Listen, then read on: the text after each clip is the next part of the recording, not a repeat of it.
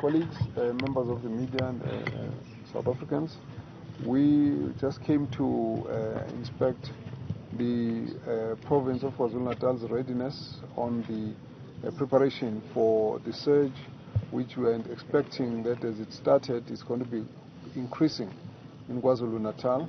Yesterday we focused on the areas which are around the cities, and we believe therefore that it was important for us to also have a sense of what the rural areas are. So we came to a district with a bit more of rural areas, just to be able to try and balance the issues and the concerns that we need to be giving attention to. I think the starting point is the approach that the MEC has spoken about. We're following this approach the whole country. That is, the first priority is to take some of the facilities where we needed some facilities to be erected, where we could do so quickly. We take advantage of the time so that they are available not only for COVID-19 but also for the future. And then we go for some of the facilities where the buildings were existing but were not used or they needed to be repaired. And we've done that in a number of provinces where you find that the buildings were dilapidated or neglected, and they've been repurposed and therefore being used again. And then in other areas we take existing buildings and we change the use of those buildings. And this is the case here where we've got a nursing home which is now being converted into kind of field hospitals, and it's going to give us over 44 beds. And then the whole province, the whole region, we've counted that it was going to give us very close to 300 beds, which I think for a start is a good start to look at. And what I've been happy with is the fact that there's been a very quick processes of tendering and completion, and all the refurbishments have taken place within a reasonably short period of time. It doesn't quite work like this in normal life, but I'm happy to see that we've actually taken a new speed of getting things to be done. And so I hope that we can actually maintain that kind of speed. Of course, I know a lot of it has got to do with the disaster regulations, which allow us to shorten processes. So having been around in this region, I'm quite comfortable that there is adequate provision for the beds which we will need should the surge materialize in higher numbers. And in this case, we believe therefore that there will be enough warning if the numbers are increasing, that we can actually roll out some other additional facilities. We've been through to this Matadeni, which is one of the larger regional hospitals, and we've got reports about the Newcastle. We've been to the Utrecht area, Mazangeni, and here again we've seen how an old hospital has been refurbished, and there, because it's a bit isolated, we've made sure that there must be a phased release of the completed wards so that early occupation is possible. And I've seen that the staff is quite motivated and looking forward to it. So I think all in all, I would say we are expecting that the numbers will increase in KwaZulu-Natal, and I'm going to be focusing quite strongly into the province just to make sure that any challenges can be acted upon. What we have learned in the past few months is that there's no such a thing as a plan that's perfect. You go in, put up a plan, and then when the epidemic hits, it changes your plans, and you must be agile to change things and make sure that things are changed, and you respond as soon as possible.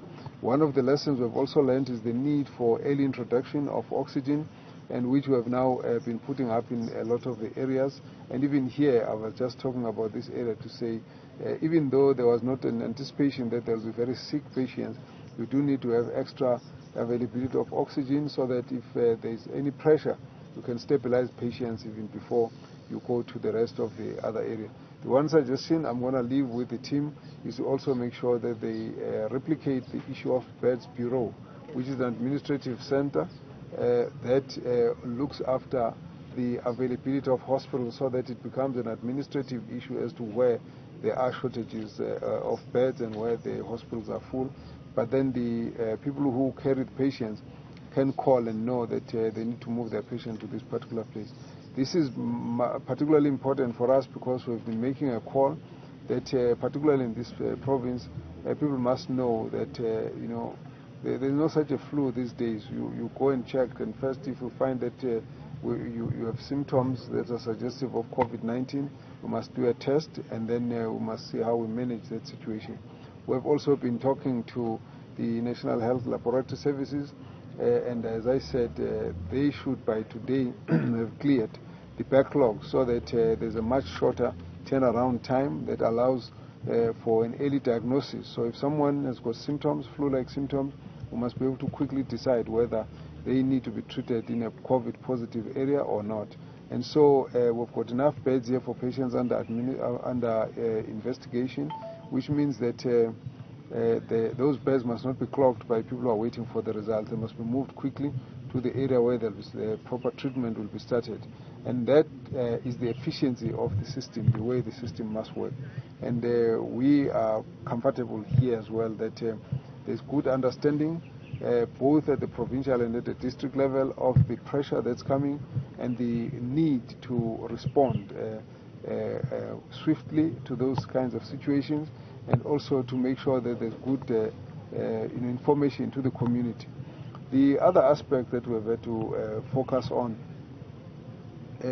we are meeting with the Provincial House of Traditional Leaders, and the reason why we do so is because we have noticed now, since there were reports about excess deaths, we are concerned that the further away people are from large centers, large hospitals, they would tend to be reluctant to move quickly if they think they've got mild flu symptoms, and yet these can be devastating to those who are senior citizens and those who have got comorbidities.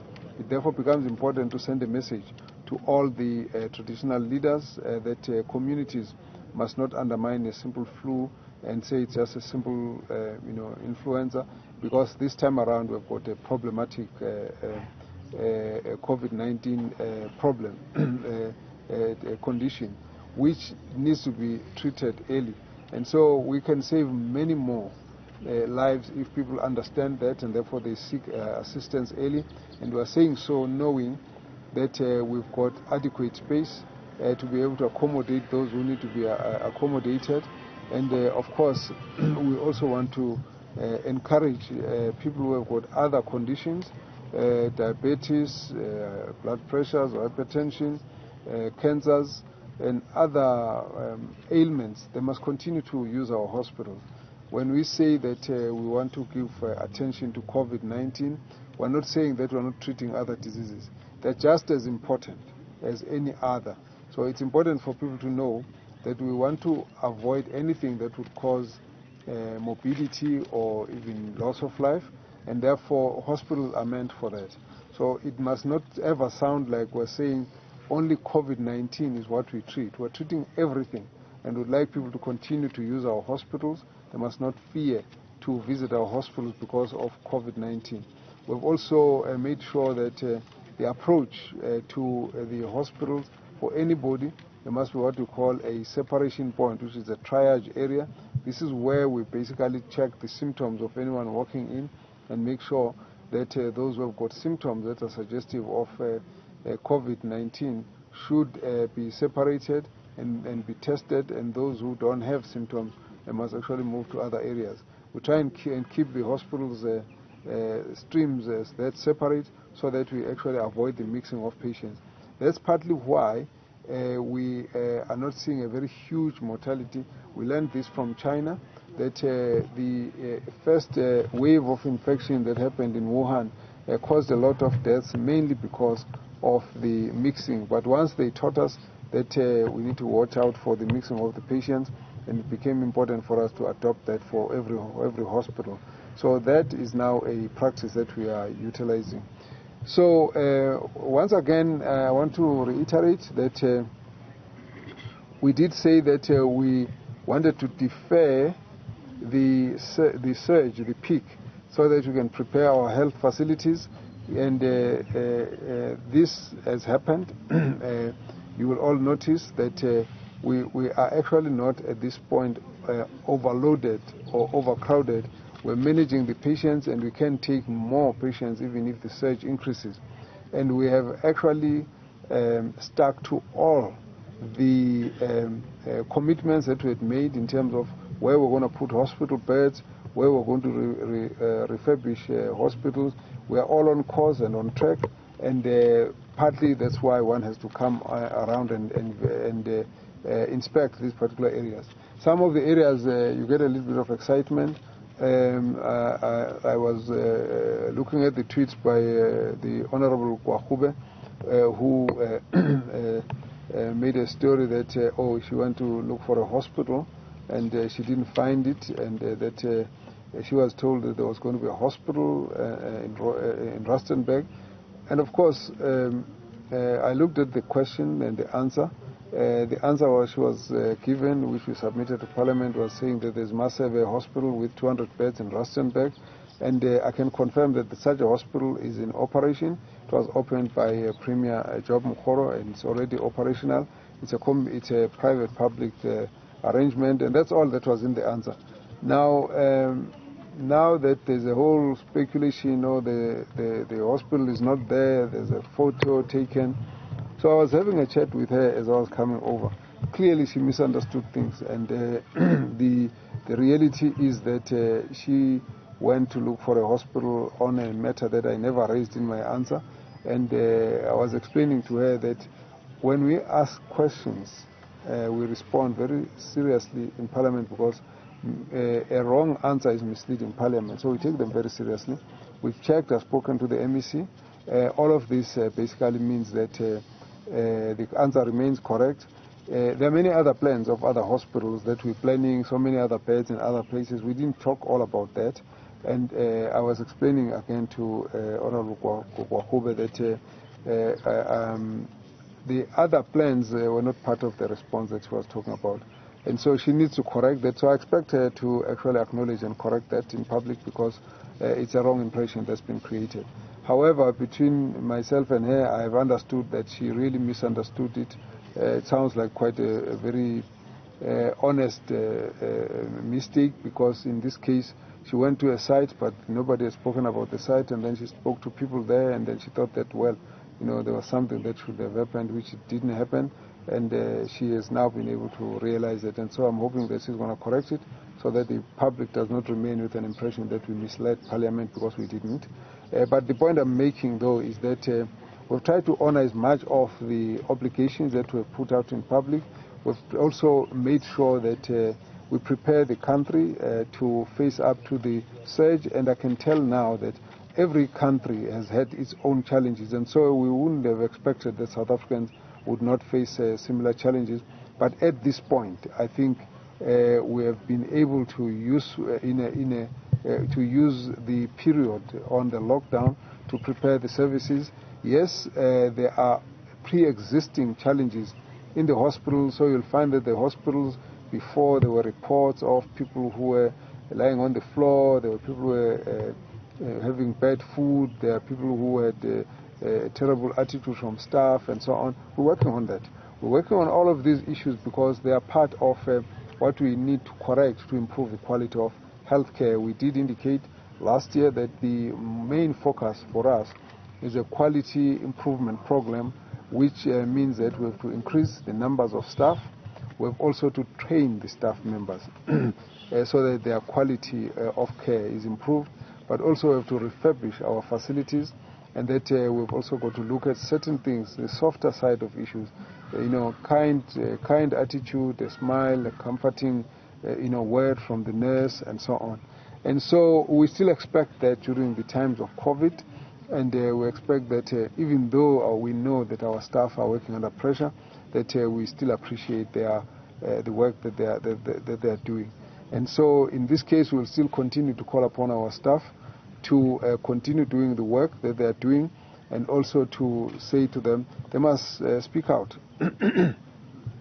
When there are conditions which are unsatisfactory, they must speak out, they must inform us.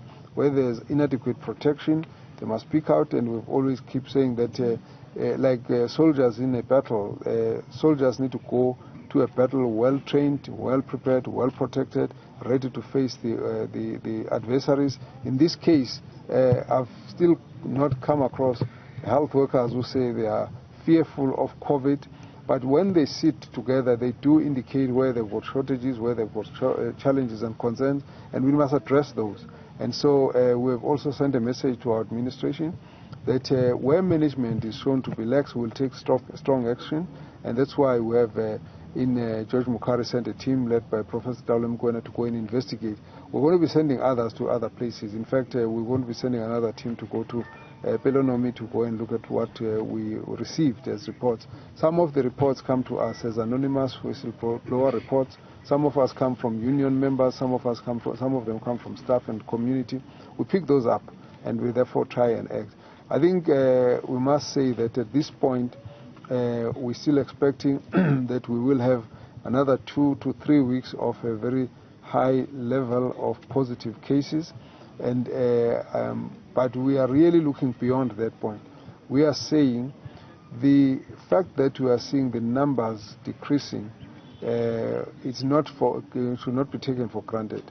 We must emphasize on the need for containment measures, distancing, use of masks, hand washing, sanitizers, cough etiquettes, and all of these become very, very important as a new way of how we're going to survive as South Africans. A possibility of getting the numbers to go down to much lower level can only happen if more South Africans and all South Africans do exactly the same thing, and therefore we can then reduce the need, the risk of the viral infection spreading. That's a very, very important message, because if we don't, there is a huge risk that when we open up more activities, more economic activities, which we must, because the country has to begin to adjust to building its economy, growing properly, and at the same time making sure that we are ultimately able to get jobs and food security for everybody. But when that happens, we're likely to get the numbers going up again, and that might be worse than what we've seen now. It's important for South Africans to actually appreciate that. And so we do need to make a call. We're going to be making this call again to local leaders, community leaders, traditional leaders, and church leaders. Let's limit funerals to 50. Let's reduce large meetings. Let's avoid having big bashes and parties. Let's avoid having situations where people are milling together and therefore, unable to ensure that there are containment measures. All of this becomes important, because the battle, the COVID-19 battle, will not be defeated only in the hospital bed. It will be also defeated in the community out there by each and every South African who will participate in the containment measures, making sure that they wash their hands, they use the mask, they make sure when we use the mask properly. A few people walk around with the mask on their chins, on their necks, and some of them in their pockets. That is not right. What we need is the mask must be on the person's, cover the nose and cover the mouth. And when I think those who are at home, you need to use whatever you can to boost your immunity. Use of vitamins, very, very important, and also making sure people are staying physically fit, and avoid getting exposed to flus. But diabetes, we must keep it under control. Blood pressure must be kept under control. People who have got HIV treatment, they must take their medication. People who are on TB treatment, they must take their medication and continue to do the tests. We would like mothers to bring their children to the hospital to be checked properly, and they must be immunized. The mothers who are pregnant must come and check their pregnancies properly. So everybody needs to be looking after themselves, because if we do so, we're then able to even defeat the COVID-19. We're going to have to learn to live with COVID-19. As long as we don't have the vaccine, we're going to have to learn to use these new ways of dealing with COVID-19. Thank you very much, and thanks for your interest.